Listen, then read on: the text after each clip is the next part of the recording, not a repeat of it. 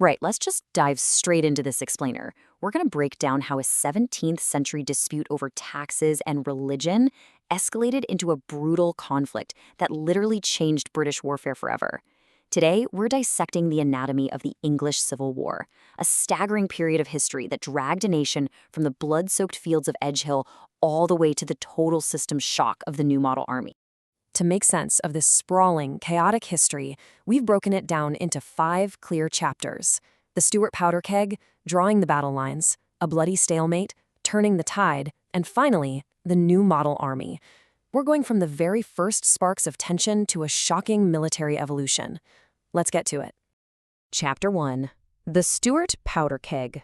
Money and religion.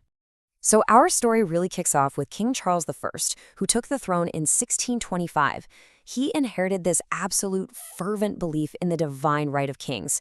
Basically, he thought his authority to rule was God-given and total. Naturally, this put him on a massive collision course with Parliament, who were pretty used to holding the nation's purse strings by that point. You can actually trace how this pressure cooker builds during what his enemies called the 11 Years' Tyranny. In 1629, completely fed up, Charles just dissolves Parliament entirely so he can rule alone. But without them to legally grant him funds, he had to get creative, and his fundraising tricks infuriated basically everyone. By 1633, you've got this deeply resented popish soap monopoly that was literally blistering people's hands and their trust. In 1634, he revived an old emergency tax called ship money and sneakily extended it inland during peacetime. The whole thing finally boils over in 1638 when the Scots signed the National Covenant in open rebellion, furious over his attempts to mess with their religion. Now, religious paranoia was literally pouring gasoline on this fire. The king and his archbishop championed Arminianism, this sect of Protestantism that rolled Christian practices uncomfortably close to Roman Catholicism.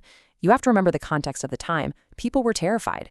Many genuinely believed Charles, who was heavily influenced by his Catholic queen, Henrietta Maria, was quietly dragging England right back into the grip of Rome. And to make matters worse, the financial stakes were just staggering. Charles managed to raise £250,000 through deeply resented, forced loans. And, to put it bluntly, if you were a wealthy gentleman and you refused to hand over the cash, Charles just threw you in jail. No trial, no nothing. So you've got this combination of intense religious dread and blatant cash grabs, and it just completely lit the fuse. Which brings us to Chapter 2, Drawing the Battle Lines. A nation fractures. Fast forward to early 1642. The king's authority is crumbling, so he does the unthinkable. He marches right into the House of Commons with 400 soldiers to arrest his enemies, 5 members of Parliament.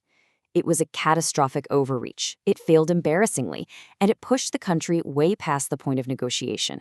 They were going to war. But the crucial takeaway here is that both sides truly believed they were the ones defending England's core values.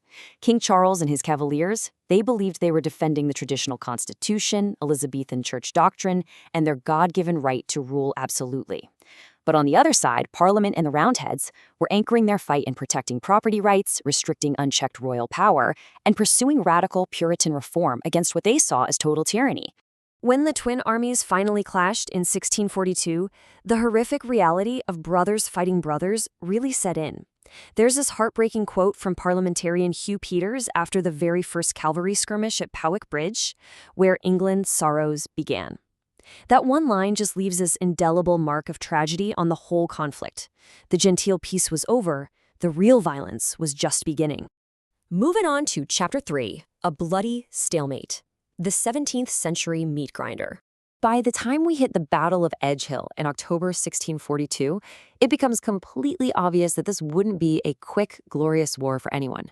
Both armies were massive, heavily armed, and honestly, pretty inexperienced. The early battles basically played out in 3 very chaotic steps. First, you get the head-on shock charge, where the Royalist cavalry completely sweeps away the enemy wings. But then, step 2, a total loss of discipline. Instead of turning back around to help their infantry, the victorious Royalist cavalry wildly abandoned the battlefield to go chase down fleeing enemies and loot the baggage trains. Which brings us to step 3, the infantry grind. Left behind in the mud without any cavalry support, the foot soldiers are just locked in a brutal, bloody stalemate. And what exactly did that infantry grind look like? Imagine the visceral terror of the push of pike. I mean, this wasn't gentlemanly warfare, it was a terrifying, completely exhausting bodily grind. Opposing infantry literally shoved against each other with 16-foot-long spears until one side just physically collapsed from the pressure. This horrific meat grinder really defined the early years of the conflict. Despite major sieges at places like Bristol and Gloucester, neither side could manage to land a knockout blow. The entire nation was plunged into a grueling war of attrition. As 1643 dragged on, the Royalists definitely achieved some major tactical wins, like the incredibly bloody capture of Bristol, which was England's second city. But the strategic stalemate just stubbornly continued. Why? Because Parliament still controlled the immense wealth, ports, and industry of London. Let's look at Chapter 4, Turning the Tide, the Covenanters and Marston Moor. Parliament realizes they desperately need to break this endless deadlock, so they strike a political deal. In exchange for religious concessions in England, they bring a hardened 21,000-strong Scottish Covenanter army into the fray in early 1644. This culminates in Marston Moor, the absolute largest battle of the war. Initially, the king's nephew, Prince Rupert, brilliantly outmaneuvers the allies to relieve the siege of York without firing a single shot. But then, he forces an engagement at Marston Moor. And this is the turning point. A rising star named Oliver Cromwell and his highly disciplined Ironsides cavalry step up and completely change the game. Remember how the Royalist cavalry historically abandoned the field to go looting? Cromwell's men possessed iron discipline. They charged, but then they actually regrouped to strike again. There's this incredible quote from Sir Thomas Fairfax to Oliver Cromwell, right in the thick of the fighting. "Sir, if you charge, not all is lost." It really highlights the absolute chaos on the field that day. Parliament's infantry was buckling hard under Royalist pressure, but that disciplined, perfectly timed cavalry counterattack ordered by Cromwell, it flipped a potential disaster into a stunning, decisive victory. The aftermath of this battle lands a huge emotional punch. We're talking 4,000 Royalist casualties compared to just 300 parliamentarians. It's almost unbelievable.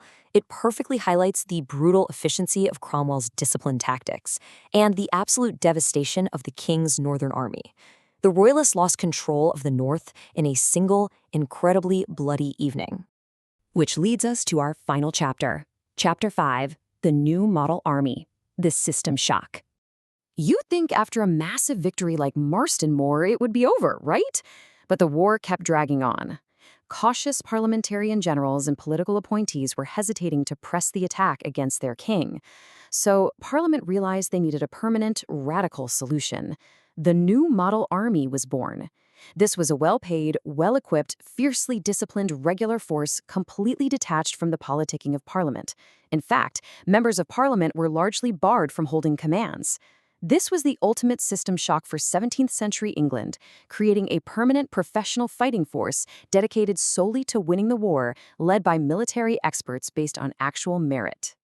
They completely replaced the old ragtag regional militias with a mathematically precise machine of war. We're talking exactly 12 regiments of foot, 10 regiments of cavalry, and 1 regiment of dragoons. Under the command of Sir Thomas Fairfax, this centralized, highly structured force was absolutely relentless. It all came to a head in the summer of 1645 at the Battle of Naseby. This newly forged parliamentary machine finally corners the king. And the contrast is just stark. Fairfax commands a professional, centralized structure with 8,500 disciplined foot soldiers. King Charles, he's relying on a divided nobility and just 3,500 veteran foot soldiers. The New Model Army brought a ruthless, professional edge that the king simply could no longer overcome. They shattered the Royalist field army for good. As we wrap up this explainer, I really want to leave you with this provocative thought. When a parliament creates an unstoppable professional army to defeat a king, who ultimately controls the nation? Parliament built the perfect weapon to win their war, sure, but what happens to a country when its military becomes the most powerful political force in the room? That resulting tension would go on to define the next turbulent, incredible decade of British history.